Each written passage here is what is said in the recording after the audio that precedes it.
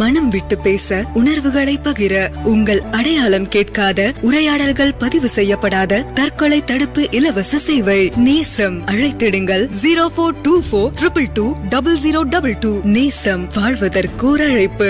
குழந்தைங்களை பார்க்கும்போது தயவு செஞ்சு நீங்க சொல்ல வேண்டிய மிகப்பெரிய விஷயம் என்னவாக இருக்கும் தெரியுமா? பெண் குழந்தைகளாக இருந்தா இந்த பேண்டமிக் டயத்துல டொமஸ்டிக் ஹாரஸ்மெண்ட் நிறைய நடந்திருக்கு. ஏதோ வெளியிலேருந்து வரக்கூடிய நபர்கள் நம்ம குழந்தைகிட்ட குட் டச் பேட் டச் அப்படின்லாம் நீங்கள் சொல்லிக் கொடுக்கறதுக்கு முன்னால் ஒன்று சொல்லிக் கொடுங்க, டோன்ட் டச்ன்னு சொல்லுங்க. Don't touch. அதுல என்ன காரணம் தெரியுமா? All bad touch start as a good touch. சொல்ல முடியாது அந்த குழந்தைக்கு இந்த நபரா இப்படின்னு கூட சொல்ல முடியாது. வீட்டில் இருக்கக்கூடிய அண்ணனாக இருக்கலாம், தம்பியாக இருக்கலாம், அப்பாவாக இருக்கலாம். ஐ எம் சாரி, என்னை இன்னொரு நபர் எப்படி பார்க்குறாங்கன்னு எனக்கு எப்படி தெரியும்? அந்த பார்வைக்கு நான் எப்படி பொறுப்பாக முடியும்னு அந்த குழந்தைக்கு என்ன தெரியும்? அனுபவங்களுக்கு அப்பாற்பட்ட அனுபவங்கள் வாழ்க்கையில் ஏற்படும் போது, என் வார்த்தையை மறுபடியும் பாருங்க, சம்பவங்கள் நான் சொல்லலை, சம்பவம்னா வெறும் இன்சிடென்ட் மட்டும்தான். அதற்குள் புகுந்து புறப்பட்டு வெளியில வரும்பொழுது நான் மாறி இருந்தால் சம்பவங்கள் அனுபவங்களாக மாறிப்போகும். An incident becomes an experience if it changes me. அப்போ வெளியில சொல்ல முடியாது. அண்ணாவை பத்தி அம்மாட்ட போய் சொல்ல முடியாது, சித்தப்பா பையனை பத்தி அம்மாட்ட போய் சொல்ல முடியாது, பெரியப்பா பையனை பத்தி அம்மாட்ட சொல்ல முடியாது. அம்மா எனக்கு வேண்டாத இடங்களை தொடரும், அம்மா எனக்கு பயமா இருக்குமா சொல்ல முடியாது. அம்மா நம்ப மாட்டாங்க. அம்மா இன்னொன்னு, நமக்கு ஏற்படாத அனுபவங்கள் உலகத்தில் இல்லைங்கிற அந்த மூட நம்பிக்கையை விட்டு வெளியில வரலாம். எனக்கு ஏற்படவில்லை, நான் பாக்கியசாலி. அதற்காக எல்லாரும் அப்படி இருக்க முடியுமா? அப்படி பெண் குழந்தைகள் ஒரு பரிதவிப்புக்குள்ள வருவார்களே. ஆனால் ஆசிரியராக இருந்தாலும் சரி, அம்மாவாக இருந்தாலும் சரி, பக்கத்துல உட்காந்து காதை திறந்து கேட்கறது மட்டும் பண்ணுங்க, வேற எதுவும் பண்ணிடாதீங்க. ஏன்னா கேட்க பொறுமை இல்லாதவங்க தான் அவங்க பேச ஆரம்பிக்கிறதுக்குள்ள தாங்க பேசிடுவாங்க. கேளுங்க, 1000 இருக்கு, அத்தனை கொடுமை இருக்கு. அந்த குழந்தை எங்கெங்கேயோ மோதி வந்திருக்கு, யார்கிட்டையும் சொல்ல முடியாம, அதுக்கு வார்த்தைகள் இல்லை, சொல்ல தெரியல. அமைதியா உட்காந்து கேளுங்க. கேட்கறதுக்கு மட்டும் இல்லை, அதுக்கு அடுத்தது விமர்சனங்களை விட்டுட்டு, நான் அதற்காக தான் திரும்பி ஜெயகாந்தனுடைய அக்னி பிரவேசத்துக்குள்ள ஆவேசமா உள்ள ஏன் நுழைவேன் தெரியுமா?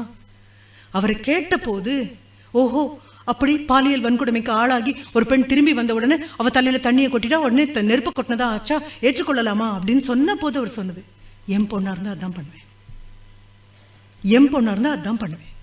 அப்போ ஊர்ல இருக்கிற எல்லா குழந்தையும் யாரும் தும்மி பெத்துக்கல, நொந்து தானே பெத்தாங்க. அது எப்படி அடுத்த குழந்தைய அப்படி பார்க்க முடியும்? இனி குழந்தைங்க பக்கத்துல இருந்து அவங்கள பேச விடுங்க. அது பேசி முடிச்சாச்சு அப்படின்னா தற்கொலைகள் வராது. நம்மளுடைய மௌனம் அவங்களை பேச விடாம நம்ம அடைக்கிறது தற்கொலையினுடைய முதல் டிக் போடுறது அங்கதான்.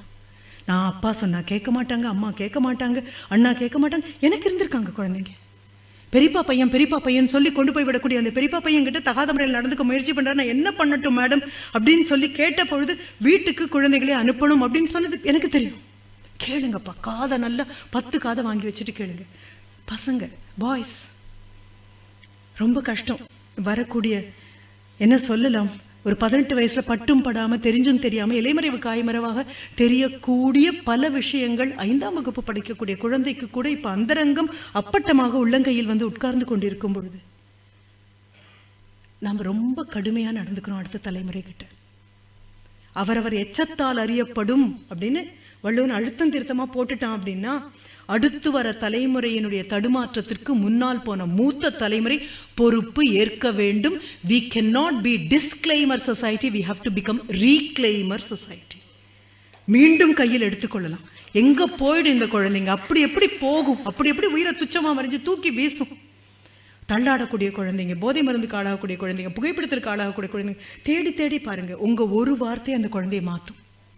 உங்க ஒரு வார்த்தை, ஒரு புன்சிரிப்பு. வள்ளுவன் கிட்ட மறுபடியும் போனீங்கன்னா சொல்லுவான், அல்லல் என்ன ஆகும், அல்லவை தேய அறம் பெருகும். தனியா ஒண்ணு நீங்க பண்ண வேண்டாம், அல்லவை தேய்ந்து போகும், அறம் பெருகும். எப்ப தெரியுமா? அத்தனை பேரும் நல்லவை நாடி இனிய சொல்லின். நல்ல வார்த்தைகளை மட்டுமே சொல்லி சொல்லி சொல்லி குழந்தைங்களை, ஒன்னும் இல்லை வந்துருவா, ஒன்னும் இல்லடா, வா வா வா வா மேல வந்துரு, ஒன்னை விட பெருசா பண்றதுக்கு எவன்டா இருக்கான்? ஒன்ன மாதிரி இன்னொருத்தரை ஏற்க படைக்கல, இறைவன் ஒருத்தர் தான், அவனும் படைக்கல. அப்போ நீ மட்டும்தான் ஒன்ன மாதிரி இந்த நிமிஷம் இருக்க அப்படின்னா உன்னால சாதிக்கக்கூடியது உன்னால மட்டும்தான் முடியும். நீ விட்டுட்டு போயிட்ட அப்படின்னா அந்த சாதனைகள் இல்லாம உலகம் இயங்குமே தவிர இன்னொரு நபரை ஏற்க கொண்டு வந்து தரவே தராது. ஒருத்தரை பார்த்து நீங்கள் இன்னொரு அவர், நீங்கள் இன்னொரு இவர் சொல்றதுக்கு முன்னாடி யோசிச்சுக்கோங்க, அப்படின்னா ஏற்க கொண்டு வந்து கொடுத்துருக்கோம். Nature does not believe in replicating or duplicating. இயற்கைக்கு எங்க மேல ரொம்ப ரொம்ப நம்பிக்கை இருக்கு, மனித இனத்தின் மேல.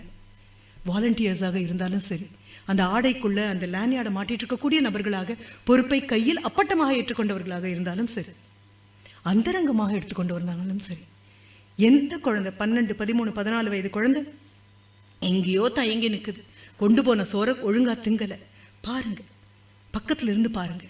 நான் கண்காணிக்க சொல்லலை, அவதானிக்க சொல்றேன். Observe, don't spy on them. Observe. ஒரு தடவைக்கு 4 தடவை.